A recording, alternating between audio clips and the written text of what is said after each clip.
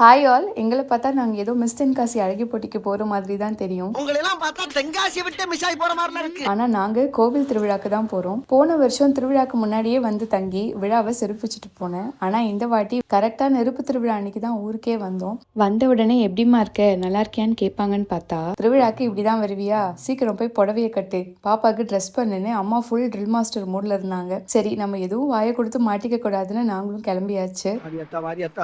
ஊர் போய் சேர்ற வரைக்கும் வந்து வாயை கொடுக்காம போய் சேரணும். ஆனா இவ்வளோ அவசர அவசரமா கூட்டிட்டு போறாங்களே, நம்ம தான் ரொம்ப லேட்டா வந்துட்டோமோன்னு நினைச்சா 6 மணிக்கு மிதிக்க போற நெருப்புக்கு 4 மணிக்கே கோவிலுக்கு கூட்டிட்டு வந்து உட்கார வச்சுட்டாங்க. ஆனா கரெக்டா நெருப்பு மிதிக்க ஸ்டார்ட் பண்ணும்போது அதெல்லாம் மறந்து போய் நமக்குள்ளேயும் ஒரு வைப்ரேஷன் வரும் பாருங்க.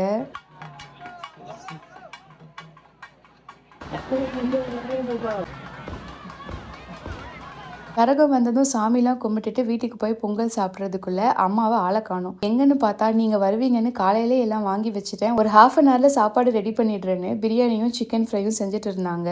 அப்போதான் என் ஹஸ்பண்ட் கரெக்டாக என்ட்ரி கொடுத்து, ஸ்வேதா பிரியாணி சூப்பராக இருக்கும், அவகிட்டயே விடுங்க, அவள் சூப்பராக செய்வான்னு என் பக்கம் திருப்பி விட்டுட்டாரு. சண்டாளா நினைச்ச மாதிரியே சரிங்க திருப்பி விட்டானே, நான் என்ன பண்ணுவேன். அப்புறம் அம்மா சரி நீ பிரியாணி செய், நான் சிக்கன் ஃப்ரை செய்கிறேன்னு சொல்லிட்டாங்க. நைட்டு அவ்வளோ தடபுடலுக்கு அப்புறம் ஒரு super chicken biryani and chicken ஃப்ரையோட இன்னைக்கு டே ஓவர்.